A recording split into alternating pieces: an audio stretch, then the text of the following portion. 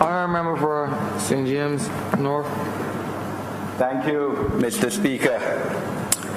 I rise to make my contribution in this very important debate on a resolution to approve the report of the Standing Orders Committee.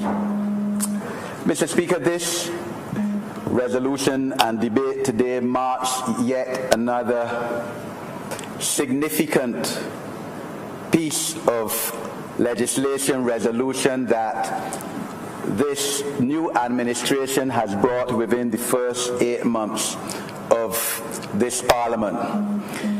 This is an extremely important step which this Barbados Labour Party government is making in terms of transparency and accountability of the elected members of this Parliament to the people who elected us and who we serve.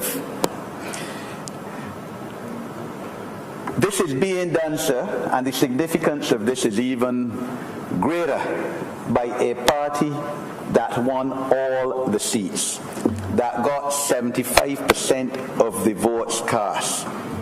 In other words, it's not being done, sir, by a party that barely won the election. As has been said earlier in this debate, another government may very well, or another administration may very well say, look, we don't have to account, we have a massive vote of confidence by the people, so, we're going to do what we wish. We don't have any parliamentary opposition. We won all the seats. We have the honourable leader of the opposition there, and we could have ignored that position. Not this government, led by the Honourable Prime Minister, who must be given tremendous credit for insisting that this be done.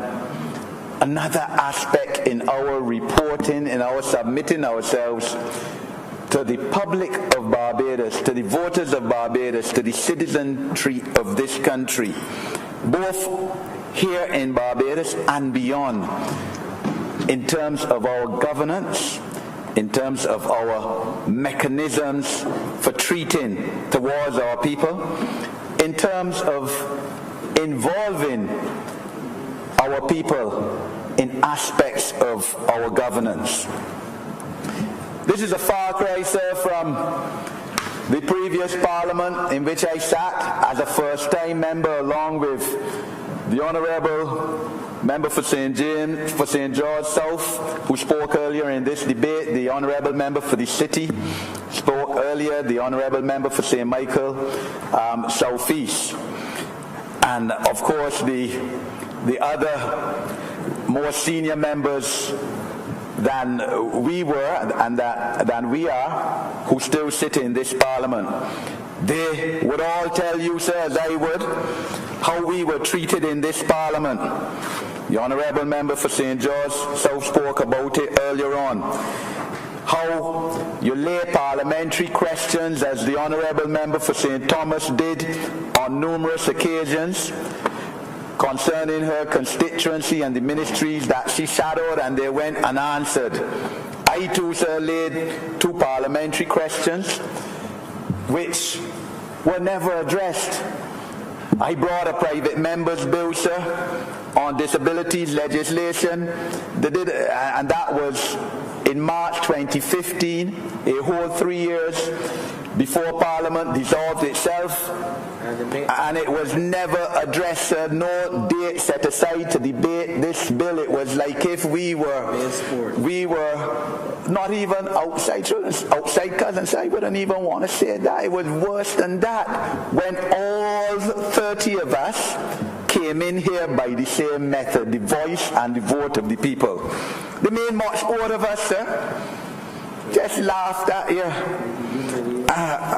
It was absolutely appalling, the treatment that opposition MPs received by a government, and the only difference between us sitting over here and over there, sir, as you well know, sir, was 39 votes in your constituency, sir.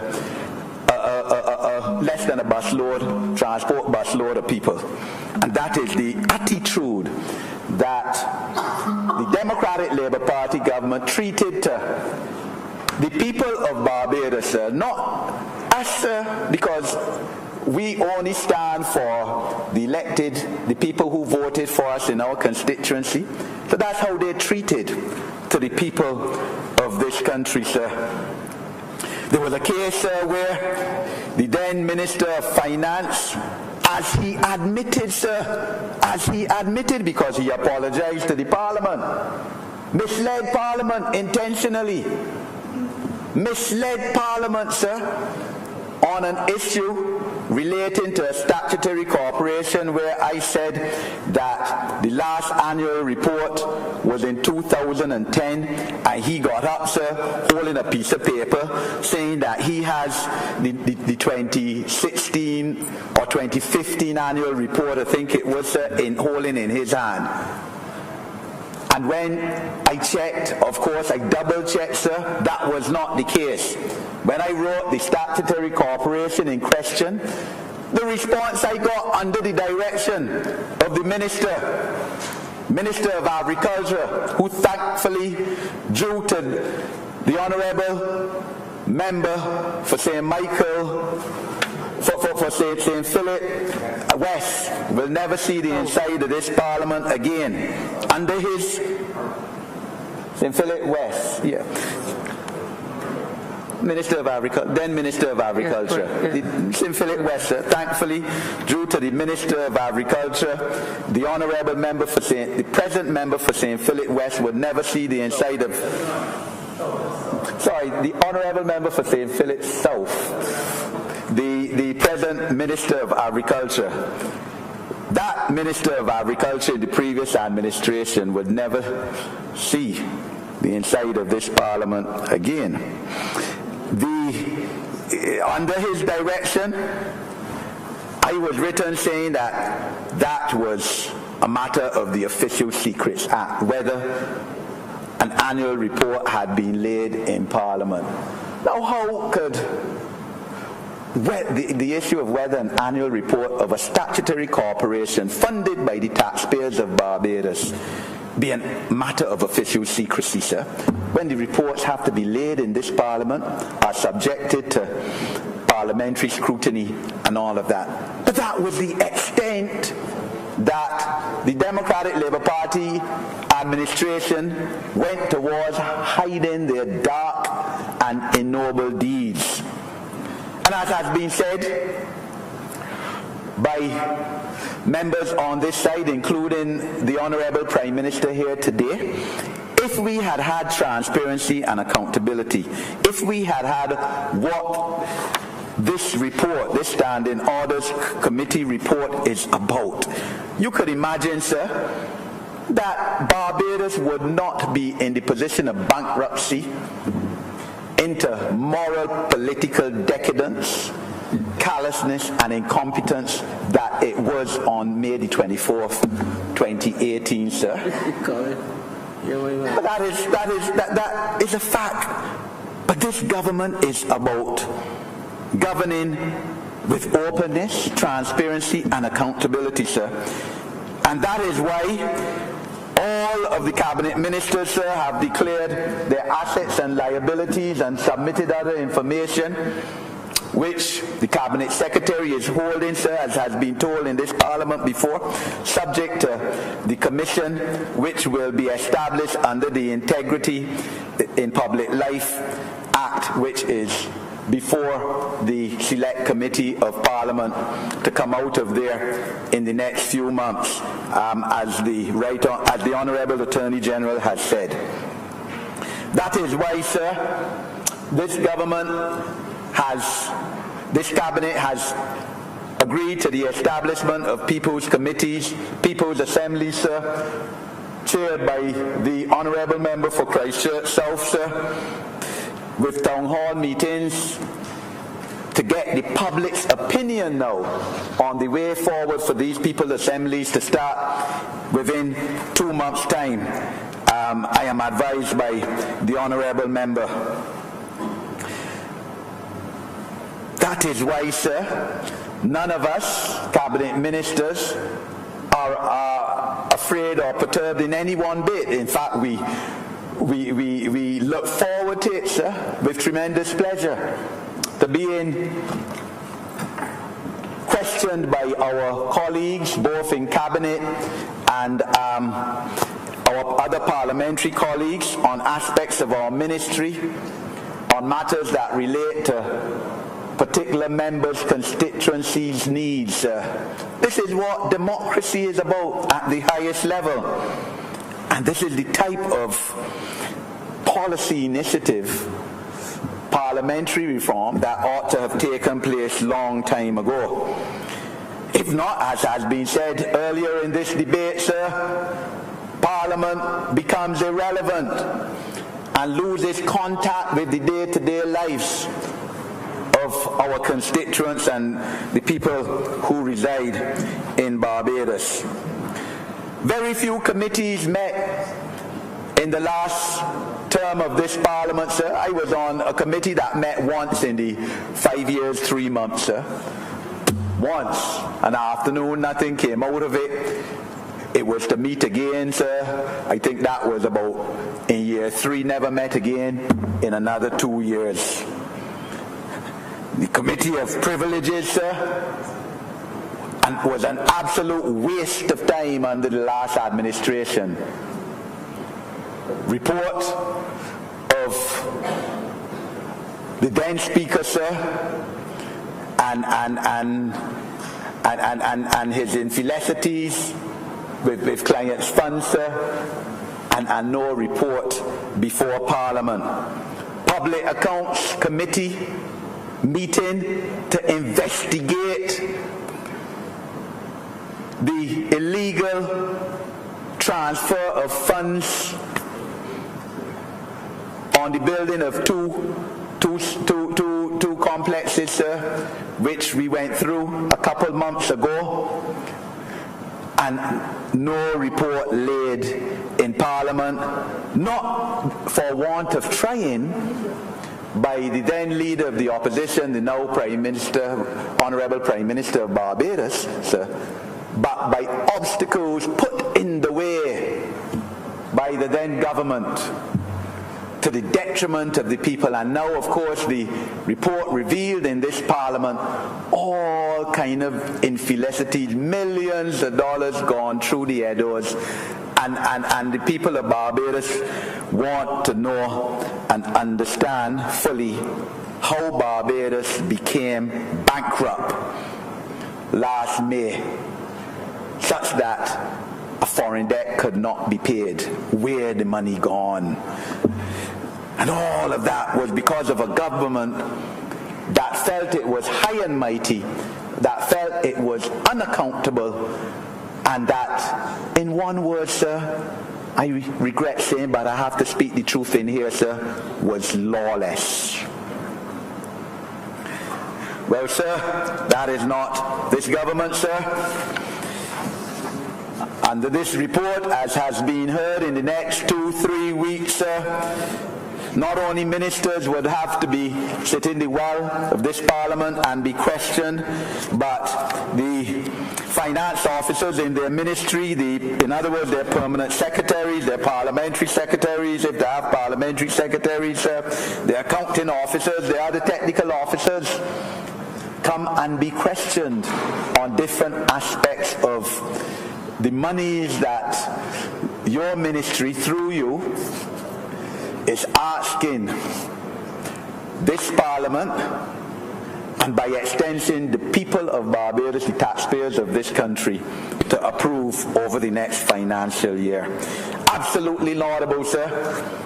And I commend not only the Honourable Prime Minister for leading this drive, but the committee, Standing Orders Committee, which has so speedily brought this report to Parliament, sir, and the Honourable Attorney General for laying this report before Parliament today. We need, sir, of course, to in fact, strengthen our democracy even more, and that's why this government is committed on principle to bring freedom of information legislation, sir, because there's nothing short of national security issues, sir, issues of defense, which must meaningfully be hidden from the people of Barbados, sir, because it is in our personal fiefdom. This is in our private home and dominion, sir. This is ours for the time being, at the will of the people, at the will of the Almighty, sir. And the people of Barbados must have information which they request. That is why, sir, we have brought changes to the procurement practices of government, sir. Something, again, that the LP administration promised to do. But stamps got taken up, the match finished, sir, sometime in early March, without them bringing any procurement legislation to Parliament, sir. Something fundamental in terms of fairness and justice and accountability, and that is why, sir, this government has earmarked 5% of government contracts for goods and services to go to people within communities, sir, and people who make up the most vulnerable sectors of Barbados, and that is why 1% of all these contracts, sir, will go to people with disabilities, sir. That is a government that is caring. That is a government that has said, look, you've given us an overwhelming mandate, but we're not going to abuse this mandate.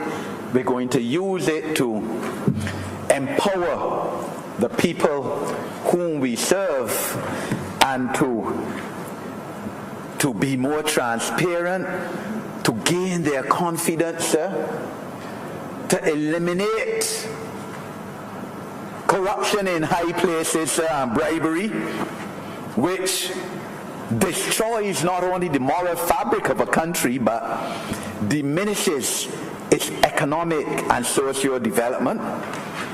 And that is what governance is about. I'm extremely happy, sir, that ministers in the other place, sir, if their heads are called, will also be compelled to come here. As we know, sir, we don't have a bicameral system like in some OECS jurisdictions. I believe Dominica maybe one OECS jurisdiction, our CARICOM sister, that has bicameral systems, sir, subject to correction, I believe, Dominica, but certainly at least one OECS nation state has it. We don't have it, sir. So I am especially happy that the three ministers in the other place may very well have to come and be questioned as well if their heads are called, sir. I don't remember think that Dominica has a unicameral system. They have we have a bicameral, right, which is separate too. Right. I think Dominica has a unique unicameral system that involves both. Yeah. Both. That's it, sir. Yes. You're absolutely correct. Both the members of elected members and the senators sit together. That's exactly correct. And we don't have that system, sir. So, sir, if a head is called, innovation, science and technology, the honorable minister in the other place would have to come, sir, and be questioned here by her cabinet and parliamentary colleagues, and that's what democracy is about. As the honorable member for St. James Central said, we never had a foreign policy debate in here in the 5 years, 3 months that I was in Parliament between 2013 and 2018, because the Minister for Foreign Affairs sat in the other place, and no debate on foreign affairs was ever brought before this Parliament. We had, during the estimates, sir, we had a farce, sir. That is what it was, a 40-hour farce, as has been said, sir, by other honourable members today of government ministers, getting up and congratulating the one another, sir, as we would say in normal Barbadian parlance. And sir, quite frankly, sir, as opposition MPs, you would put up your hand to speak, and the then speaker would ignore you. You put up your hand and you get ignored, and a government member speak. That was par for the course in here, sir. Frustration, waste of 40 hours, 2 heads debated, and then they bring a third maybe 2 hours before the 6:30 cut-off point, sir. When, as the Honourable Prime Minister said earlier today, Parliament used to be accustomed in the 1960s and thing going on to 2 o'clock in the morning, and members speaking 6 hours on a trot and all of that, sir. So that was how democracy was stifled in this Parliament. And as has been said earlier, sir, 2 or 3 innocuous heads that not causing any controversy, sir. In other words, the Ministry of Finance, for instance, was never debated, to use that as an example, sir. So what we have here in this resolution, in this report, sir, is the proposal which members will vote on this afternoon, that you debate 6 heads, 6 heads over the course of time. And the questions must be succinct, the answers, I believe, no more than 15 minutes in length, so that we look to get through the 6 heads. Much better utilization of time and effort, sir. But that is what, as I said, this government is about. We have proposed, sir, in our manifesto to involve the people in a referendum, sir, on wedge issues. And all of this, sir, is about widening our democracy, our accountability, our transparency, for the good and for the advancement of this country. Because Barbados, sir, as we all know, had a reputation of being one of the leading developing countries in the world, the leading black nation in the world, sir. That's how it used to be described. The leading small island in the world, sir. Described by no less a person than the Right Honourable Prime Minister of St. Vincent, sir, as the concept of Barbados, sir. Standing proud in international arenas. But for a 10-year period between 2008 and 2018, sir, when really and truly, sir, it was difficult to believe you were living in the same country that had hitherto had that reputation. We had a situation, sir, and I mean, sir, we have to repeat these things, sir, because they're so appalling, where 3 members of a cabinet actually refused to appear before a Public Accounts Committee, a constitutionally constituted committee from the time of independence, set up to be led by the leader of the opposition, for that reason, sir, that there'll be accountability and transparency by cabinet ministers to the people of Barbados through this committee. And 3 members advised by attorneys at law who, I suppose, had to sing for their supper, sir, writing the Public Accounts Committee and saying that their clients are not going to appear. Not appearing before a Public Accounts Committee to be answerable to the people of Barbados, sir. We're not like that, sir. The public gave us, yes, all the seats, but we have said we will examine ourselves, therefore, on the floor of this Parliament. You have the leader of the opposition, sir, who has and that's his personal decision, sir, to do what he did, and he will be there to serve as the opposition element. I'm sure he will use the opportunity to question cabinet ministers in his articulate manner, sir, and I look forward to being questioned by him as well, sir. And all of this, must augur well for our future parliamentary democracy, sir. And I am in full support of this resolution, which is the subject of this debate. I'm obliged to you, sir.